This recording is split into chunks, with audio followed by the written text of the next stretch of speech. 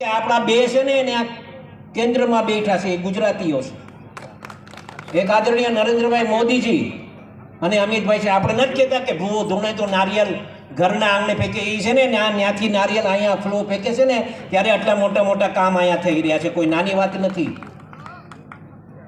કોઈ પણ કે બંગાળમાં શું વિરોધ થયો તો કે કાંઈ પણ મોટા મોટા એરપોર્ટ તો કે ગુજરાતમાં, કોમનવેલ્થ ગેમ્સ તો કે ગુજરાતમાં, મોટા મોટા કંપનીઓ તો કે ગુજરાતમાં। મિત્રો આ બધું નરેન્દ્રભાઈ મોદીજી ત્યાં બેઠા છે, અમિતભાઈ શાહ બેઠા છે, હા, મનસુખભાઈ માંડવિયા બેઠા છે, આપણા ગુજરાતીઓ ત્યાં બેઠા છે। અને આપણી એક જવાબદારી વિશેષ ગુજરાતીઓની પણ બને છે કે આ મહાનગરોના જે ઇલેક્શન આવ્યા છે ને એમાં ઠોકી કાઢજો મિત્રો। જોતા જ ને આજુબાજુ કમળ જ્યાં દેખાય ના સિક્કો મારી દેજો। ભારત માતા કી। આ કહેવા માટે આવ્યો છું મિત્રો। મળશું, ઘણીવાર મળશું, પણ આ 8 ઉમેદવારની જવાબદારી લઈને આવ્યો છું। મોટાભાઈ પરસોત્તમભાઈ સોલંકીની તબિયત ન તંદુરસ્ત હોવાના કારણે હવે નથી બહાર વધારે નીકળી શકતા। સ્થાનિક સ્વરાજની ચૂંટણીનો જંગ જામ્યો છે ત્યારે ભાવનગરના કુંભારવાડામાં રાજુલાના ધારાસભ્ય અને કોળી સમાજના અગ્રણી એવા હીરા સોલંકીની અધ્યક્ષતામાં એક વિશાળ જાહેર સભા છે તેનું આયોજન થયું હતું। વોર્ડ નંબર 2 અને 3ના ઉમેદવારો માટે પ્રચાર કરતા હીરા સોલંકીએ કેન્દ્ર અને રાજ્ય સરકારની વિકાસ ગાથા છે તે રજૂ કરી અને વિરોધ પક્ષો પર આકરા પ્રહાર કર્યા હતા। હીરા સોલંકીએ ભવ્ય સભામાં ગર્જના કરતા કહ્યું હતું કે બંગાળમાં પણ ગુજરાતના વિકાસની ઈર્ષા થાય છે।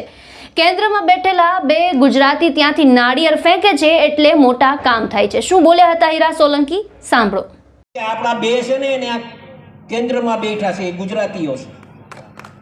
એક આદરણીય નરેન્દ્રભાઈ મોદીજી અને અમિતભાઈ છે। આપણે નથી કહેતા કે ભૂવો ધૂણે તો નારિયેલ ઘરના આંગણે ફેંકે એ છે ને ત્યાંથી નારિયેલ અહીંયા ફ્લો ફેંકે છે ને ત્યારે આટલા મોટા મોટા કામ અહીંયા થઈ રહ્યા છે। કોઈ નાની વાત નથી। કોઈ પણ કે બંગાળમાં શું વિરોધ થયો તો કે કાંઈ પણ મોટા મોટા એરપોર્ટ તો કે ગુજરાતમાં, કોમનવેલ્થ ગેમ્સ તો કે ગુજરાતમાં, મોટા મોટા કંપનીઓ તો કે ગુજરાતમાં। મિત્રો આ બધું નરેન્દ્રભાઈ મોદીજી ત્યાં બેઠા છે, અમિતભાઈ શાહ બેઠા છે, હા, મનસુખભાઈ માંડવિયા બેઠા છે, આપણા ગુજરાતીઓ ત્યાં બેઠા છે। અને આપણી એક જવાબદારી વિશેષ ગુજરાતીઓની પણ બને છે કે આ મહાનગરોના જે ઇલેક્શન આવ્યા છે ને એમાં ઠોકી કાઢજો મિત્રો। જોતા જ ને આજુબાજુ કમળ જ્યાં દેખાય ના સિક્કો મારી દેજો। ભારત માતા કી। આ કહેવા માટે આવ્યો છું મિત્રો। મળશું, ઘણીવાર મળશું, પણ આ 8 ઉમેદવારની જવાબદારી લઈને આવ્યો છું। મોટાભાઈ પરસોત્તમભાઈ સોલંકીની તબિયત ન તંદુરસ્ત હોવાના કારણે હવે નથી બહાર વધારે નીકળી શકતા। મારે અહીંયા ઓછું આવવાનું થાય છે, પણ મિત્રો ભગવાન ન કરીને ક્યારેક એવા કામ પડે તો અવશ્ય યાદ કરજો। કદાચ યાદ કરો કે ન કરો, ટેલિફોન કરજો અને ટેલિફોન કરીને કદાચ તમારા કામોની યાદી આપજો મિત્રો। મારા પૂરતા પ્રયત્ન હશે કે તમારા પડખે ઊભા રહીને તમારા કામોને વાચા આપીશું અને તમને ન્યાય મળે એ દિશાએ અમે કામ કરશું મિત્રો। અમારા સમાજ અહીંયા વધારે કોળી સમાજ છે। આમ તો 18 વર્ણના લોકો બેઠા છે અહીંયા, પણ કોળી સમાજ વધારે છે તો કાંઈ અમને હારા જોઈને કાંઈ તમને અહીંયા પાર્ટીએ મોકલાય એવું નથી। કોળી સમાજ ખબર છે કે કોળી સમાજ કાંઈક ને કાંઈક નાનું મોટું અમારા જેવાનું રાખે છે ને એ હાટું તમારા પાસે મોકલાવ્યા છે મિત્રો। હું તમને વિશ્વાસ આપું છું મિત્રો કે સંપૂર્ણપણે આવતા દિવસોમાં ક્યારેક અમારા જેવાનું કામ પડે તો યાદ કરજો। આજે અમને અહીંયા બોલાવી અમારું સન્માન કર્યું, અમને મોટા કર્યા બદલ હું ભારતીય જનતા પાર્ટીનો ખૂબ ખૂબ આભાર માનું છું, પરિવારનો ખૂબ ખૂબ આભાર માનું છું। અને આવતા દિવસોમાં બીજી કંઈ સેવા હોય તો યાદ કરજો। પણ 26મી તારીખે કમળ જ્યાં જ્યાં દેખાયના કમળના નિશાન ઉપર મત આપીને જંગી બહુમતીથી આપણા ઉમેદવારોને ચૂંટાઈને મોકલાવો। આટલું કહી વિનું છું। ભારત માતા કી જય, વંદે માતરમ। મને નથી ખબર, પણ અમારા વ્યક્તિગત વિચારો છે। કોઈ પણ કામ લઈને જાઓ, તમારે તો ભાગશાળી થયા છો મિત્રો।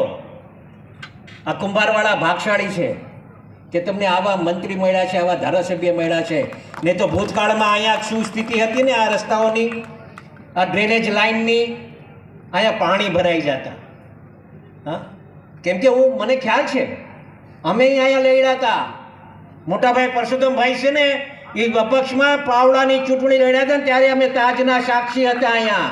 અમે કાંઈ બહારથી આવ્યા નથી, અમે એના તાજના સાક્ષી છે। અને આ ભાવનગરને એટલા માટે ક્યારેય નહીં ભૂલી શકીએ અમે।